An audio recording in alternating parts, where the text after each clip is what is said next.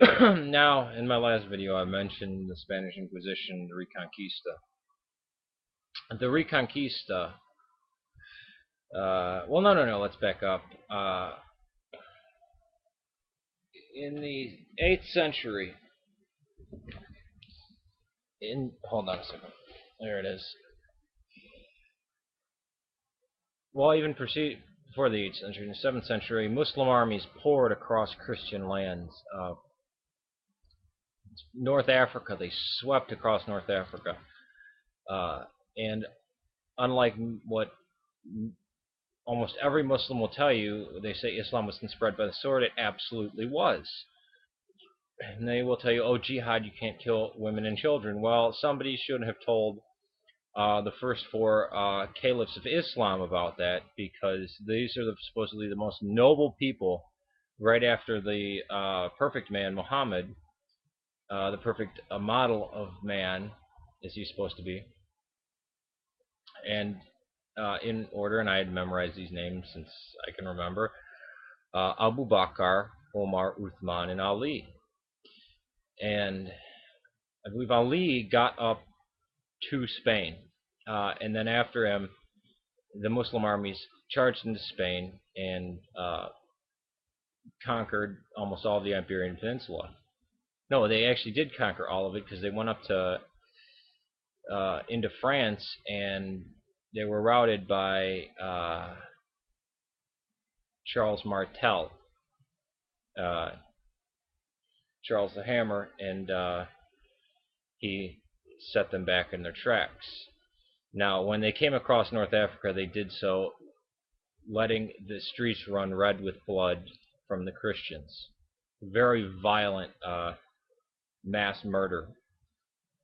Now, when they controlled Spain, they didn't want any Christian governors over the land. They didn't want any of these towns run by Christians, because throughout Spain, the Christians had been rebelling, and there were different Christian kingdoms, different Muslim kingdoms, and the Christians were their enemy, because the Christians didn't like the idea of living under Muslims and having to pay the dimitude, living in dimitude and having to pay the jizya tax.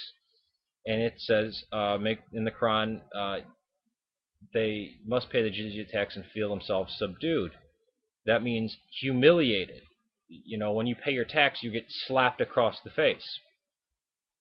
Now, since the 8th century until the 15th century, the Iberian Peninsula, Spain and Portugal, was under the control of the Muslims. Now, in 1492, they finally kicked out the last of the Muslims and said, all right.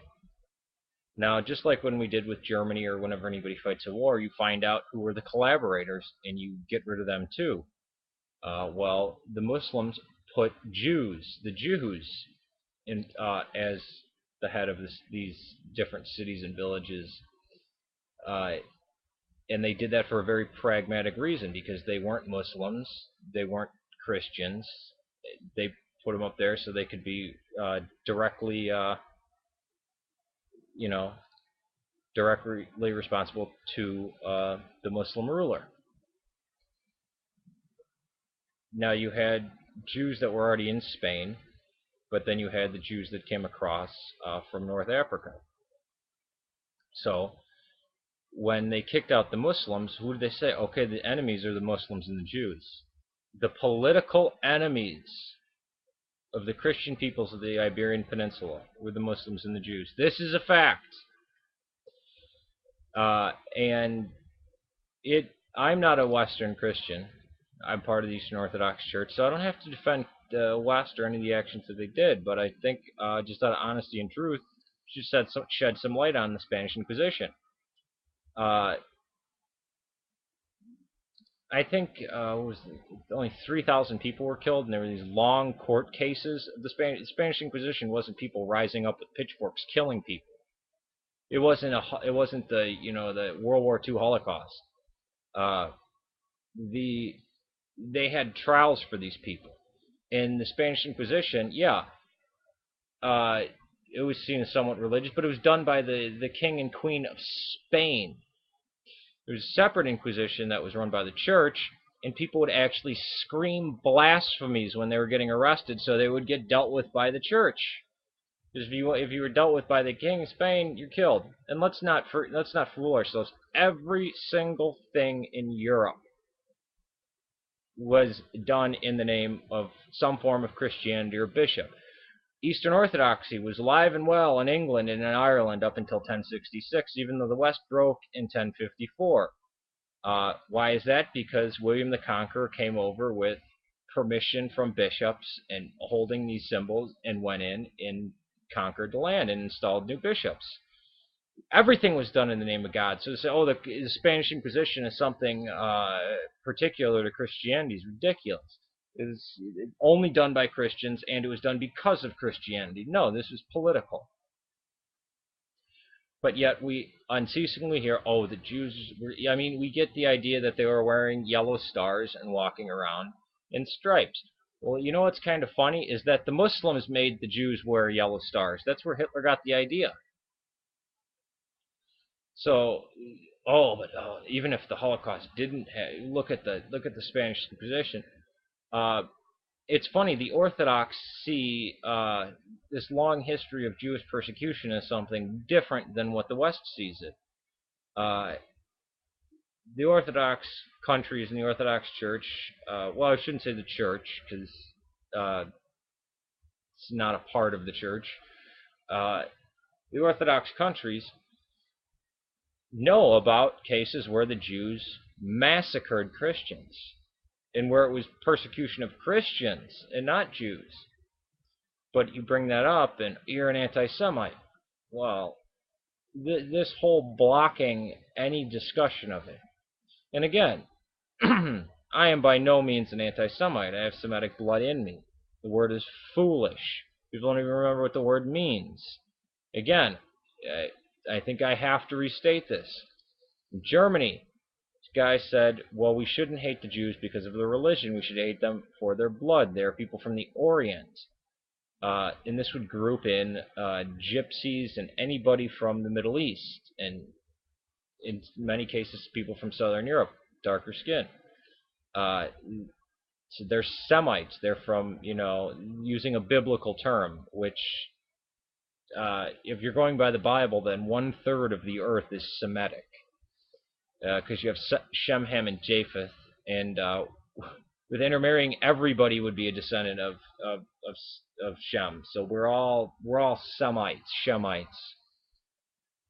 If you're going to do that, but this word Semite meant the Oriental people. What do I mean by Oriental people? Not Chinese. I mean the actual Orient, Middle East. And that's what it was applied as. Now, certain groups have co-opted it just to mean against the Jews. And then it means something even more than that. Anybody even questioning Judaism. Because I've seen with my own eyes people who are shouted down for asking a question. This needs to stop because it's funny. When we speak about Christianity, we can boldly proclaim it to the atheist, to the Muslim, to anybody else. But when Judaism comes in, there's an apology. This is disgusting. Now, Wikipedia, again, it's not an authoritative source whatsoever, but it's an open source and it's criticized, which is good, which makes it almost, which gives it more of an honestness than just something in an encyclopedia or something done by a certain college of authors. Now, if you go on there, in this, you don't have to go on Wikipedia. This is open and honest. This is, I don't want to say common knowledge because I hate that. Type in Jesus, and then go down and see all the views of Jesus. Well, the Hindus think he's a god. The Buddhists, for the longest time, say he was a wise teacher. The Muslims believe he's the prophet. He's the Logos, born of a virgin. A very high view of him, although I would disagree with them on many things. The Christians, we worship him as God. Every single religion says something positive about Jesus. Look what the Jews say. He's one of the worst people. May his name be erased forever from the earth. And then people, well, it's always been the Christians that were against the Jews.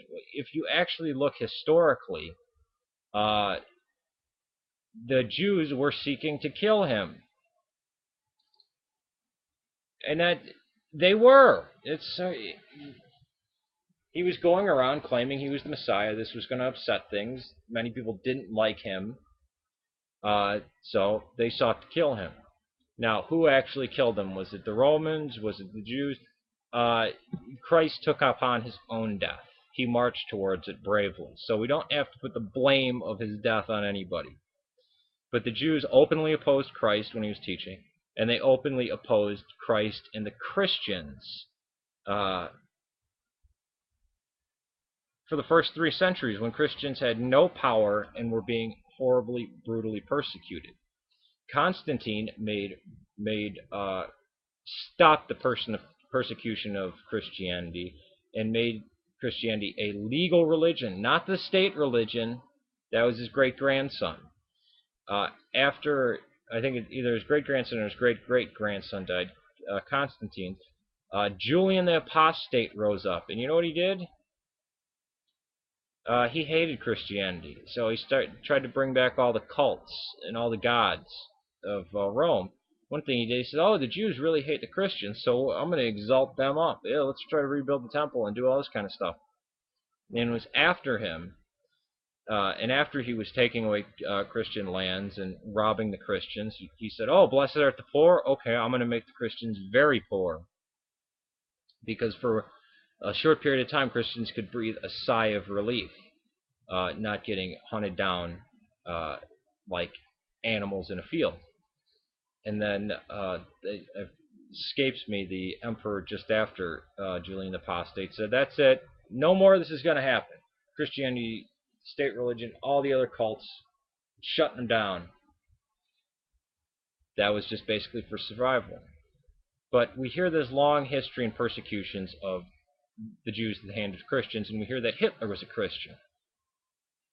If you're going to go that route, then the communists were Jews. 95% of all the commissars in the Soviet Union for the first 30 years were Jews. If you're going to call Adolf Hitler a Christian, you got to be fair. And the artificially incited famine in the Ukraine you have to put that on the blood of those millions of Christians. It was 16 million Christians or something. Some ridiculous number. This is before World War II. That died at the hands of the Jews. So if you keep on insisting that Hitler was a Christian, look at the Soviet Union. Now, I'm not going to insist that those were Jews, because Judaism is a religion. Those people were atheists. They didn't respect Moses. Just as I don't view Hitler was ever a Christian, is not ever a Christian, but was a Christian any of his adult life. The closest religion that you could say would be Theosophy, because he weighed Madame Blavatsky, but he also had all these other weird ideas and wanted to resurrect Nordic paganism. And maybe you can find quotes where certain politicians, maybe even Hitler, is placating the Christians. Look at the founding fathers. They said a lot of positive things about Christianity in the Bible. But they were deists. Of course they were. They were politicians. That's what you do. You lie to people as politicians. If your constituency is mostly Christians, are you gonna go out there and really say, you know what, I heavily doubt the fact that he was God. In fact, I can't stand the guy. No. You placate them. So you find positive quotes by people who lie for a living. And they were good God-fearing Christians. Thomas Jefferson totally believed in the deity of Christ. You can find quotes where he really, speaks to the deity of Christ. But yet we see the Jefferson Bible and what was in his own heart. So this idea Hitler was a Christian, or the Spanish Inquisition was caused by Jesus Christ or Constantine, or that it was a product of Christianity. It was a backlash against the Muslims that were raping Spain for hundreds of years. I don't care how many libraries they built. It wasn't their land, and they deserved to get kicked out of it. Century. Hold on a second. There it is. Well, even before the 8th century, in the 7th century, Muslim armies poured across Christian lands. North Africa, they swept across North Africa. Abu Bakr, Omar, Uthman, and Ali.